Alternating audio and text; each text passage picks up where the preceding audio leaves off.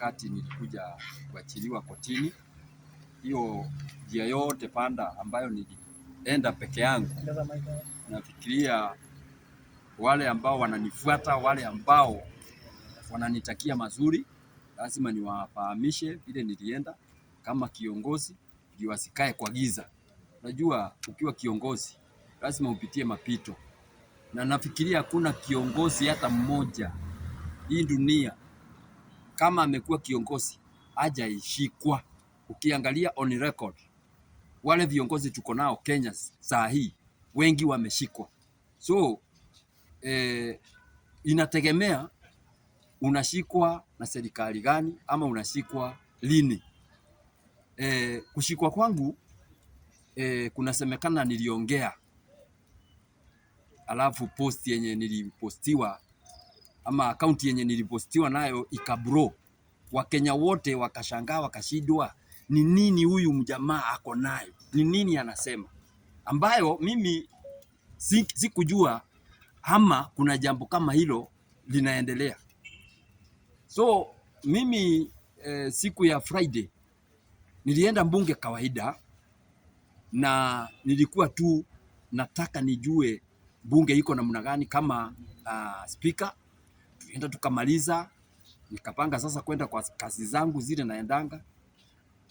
Nikiwa pale Manyata almost 500 meters, ukipita Magunado pale, nilistukia kuna gari iko inanipita, alafu wananitaja jina yangu, wananiita speaker. Sasa mimi kuangalia, nashindwa hawa watu ni watu gani hawa?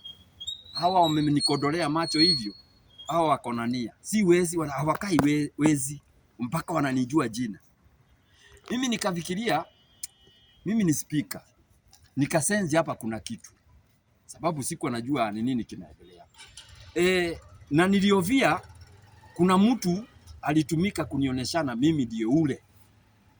Kuna watu wanauzanga watu, hata usifikirie watu wote ni marafiki zako. Watu wengine wanauza watu, wanakulia migongo ya watu. Mimi walinitolea pisto, mimi nikasimama, nikajua sasa maybe sijui hawa ni watu gani, maybe sielewi, na sababu hawaja shoot.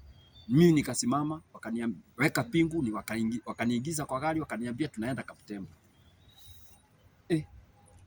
Walinirushanisha kwa gari mpaka nikashindwa, hala, kwani nimeipa ama nimefanya nini? Mwizi ndio anashikangwa hivyo, mimi si mwizi, mimi sio mwizi. Akaniambia tulia, tutaenda kuongea huko mbele, wacha tuende.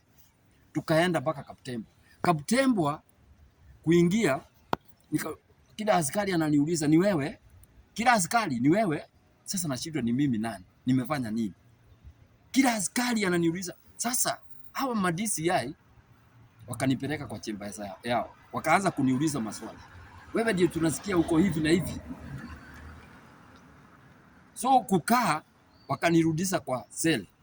Walikuwa na niambia ati nikujiwe. Sasa nikujiwe na nani? Na wao walikuwa na investigate.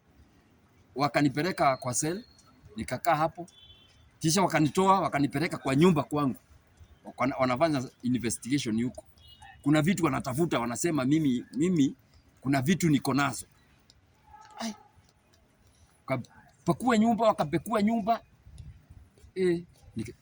Wakaona hasina kitu, wakanirudisha kwa kitu ya Kaptembo. Kutoka Kaptembo tukarara hapo.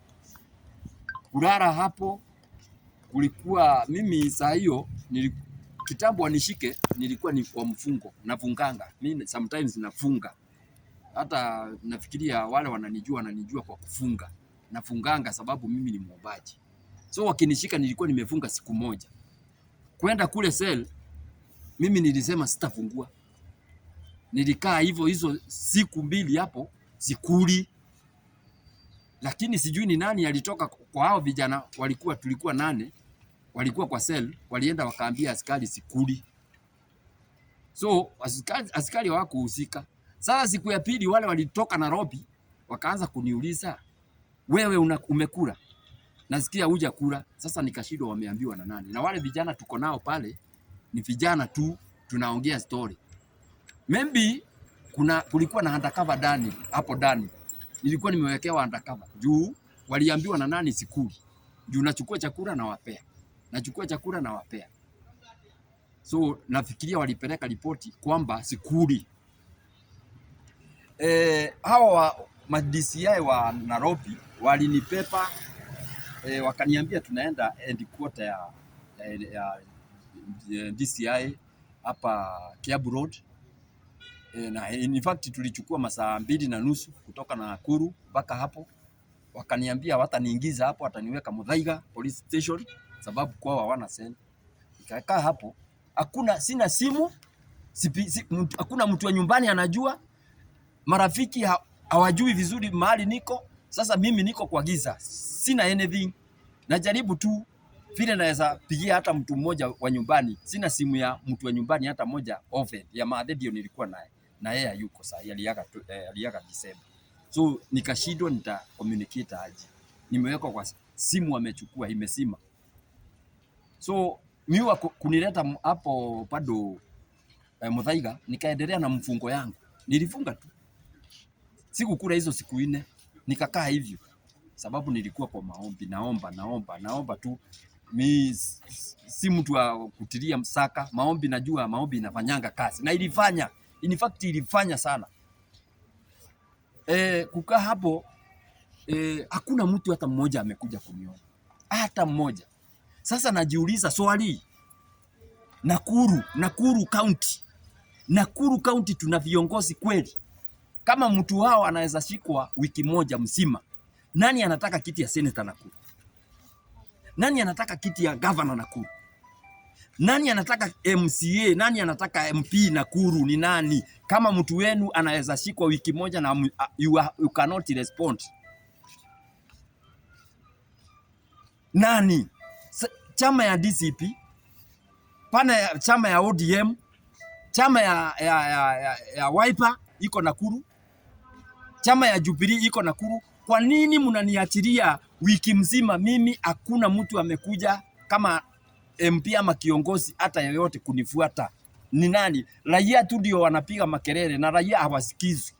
Nani? Mnataka mpewe viti muende alafu muingie chochoro mkae mkule. Sasa mimi ule mtu ambaye ningesema nilikuwa najua anaweza nisaidia ni Papo Owino. Papo Owino, mimi nakupongeza. Najua ulikuwa umejitolea sana kukua advocate wangu. Na bado na wewe utakuwa advocate wangu siku zote. Nitahakikisha hata wakiniweka ndani wanifanye nini, Papo Owino utakuwa senator Nairobi. Utakuwa senator. Mimi niko na wewe baba tu bamba. Governor. Utakuwa governor. Nataka ukue governor. Hata wanifanye nini utakuwa governor. Sababu haitawezekana viongozi wengine wanarara sasa ile wanataka kula ndio wanajitokeza. Lakini Papo Owino ako 24/7. Papo Owino uko 24/7 ni kuonyesha your leadership in you are. Hakuna hatutabembeleza watu sahi.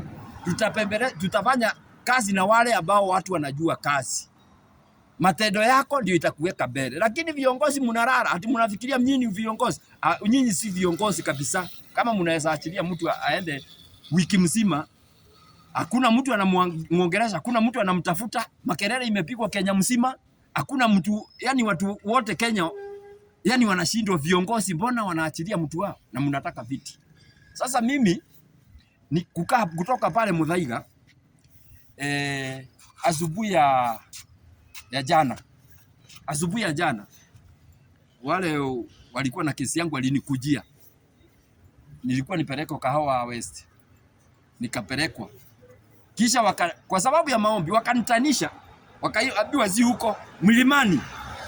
Milimani tukafika saa 7. Saa 8 tukaenda kotini. Kwenda kotini nimeitwa mara ya kwanza nikadropiwa, nikaitwa mara ya pili nikadropiwa, mara ya pili bado, ya tatu sijasomewa. Kashindwa ni nini hii? Kumbe ni ile maombi yangu inafanya. Maombi tu. Mungu ni mkubwa. Vile kulikuja nilisomewa na nikasema mimi sijui mambo hili inaendelea na hata sikuelewa. Mimi sikuelewa. So nikapewa free board ya 1,100 ambayo ni personal board. Hiyo personal board inasimamia mwili wangu. Kwa hivyo mimi najua tu bado kuna watu wako na mimi na watanisaidia tupelekane mpaka tupate uongozi ule dhabiti katika nchi ya Kenya. Unajua uongozi ule unahitajika ni sisi tukue form. Tukue tunajua ni nini tunafanya. Si kukaa tu kama watu ambao wanasukumwa kama kodoo. Lazima tufanye kazi tukiwa kimoja na ukabila iishe. Watu wanasema ni vinywe ukule ama ufanye nini? Ni vinywe ufanye nini? Sasa nitoke supu ama nitoke uji ama nitoke chai? Nikivinywa utafaidika na nini wewe Mkenya mjinga? Wewe mkabila. Na nimesahau huko Kaptembwa kuna askari alinidharalisha sana. Karibu aliseme nitoe nguo waone uchi wangu wale wafungwa tulikuwa nao.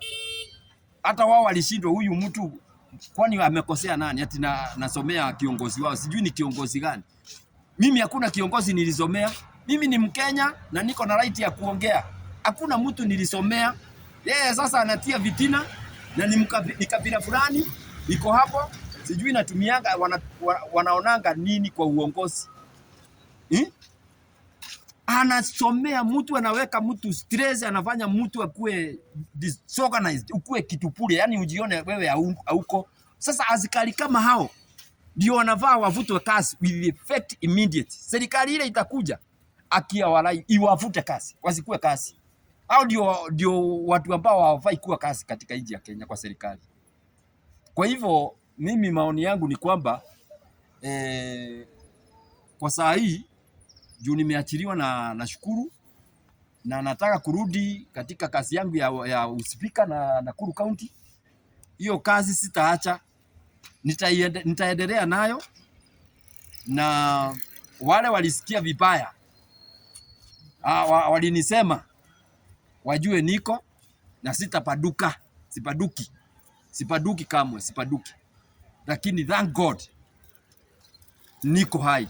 Mungu amenilinda na tutapelekana hivyo mpaka Kenya yetu isimame. Lakini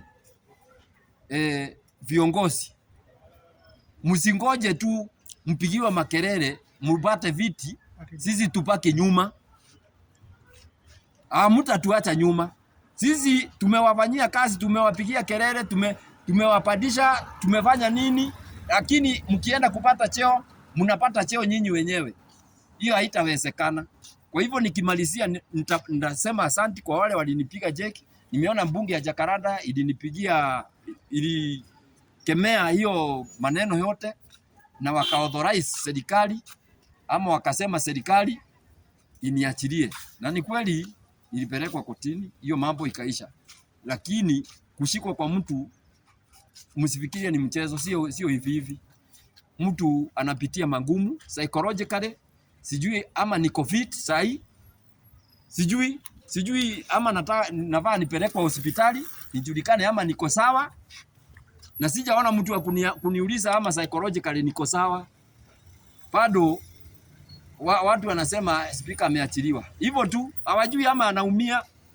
Naweza kuwa naumia sababu kukua kwa mikono ya watu ambao hamujazoeana nao na nia yao hauijui, si kawaida. Ni kama kutupwa simo na livunikwe. Nilikuwa ni kama nimewekwa kwa simo na ikavunikwa. Sasa nikaanza safari ya kutembezwa kila mahali. Mahali sijui ni wapi niko. So hiyo kitu inauma, na Wakenya msiachilie mtu wenu ashikwe bila nyinyi kujua ama kujua mahali yako.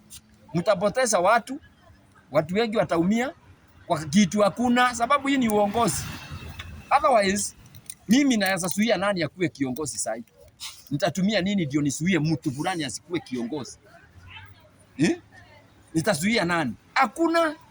Hakuna mtu nitasuia. Mimi nitabaki tu speaker, nitabaki ule niko. Ile nguo na vaanga ndio hiyo. Wangu kule naendanga ndio huko. Mimi jina yangu ni hiyo. Kama ni ya mlima, sitabadilisha.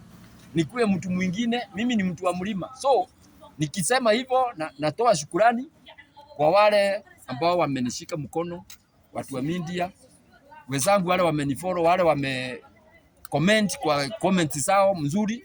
Mungu awalinde. Asante sana.